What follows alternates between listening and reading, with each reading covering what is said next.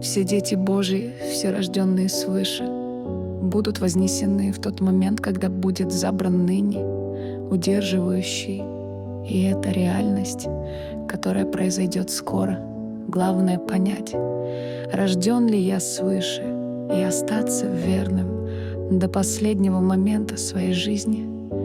Время поправить свои светильники и исполнить волю Бога живого, для которого нет ничего невозможного.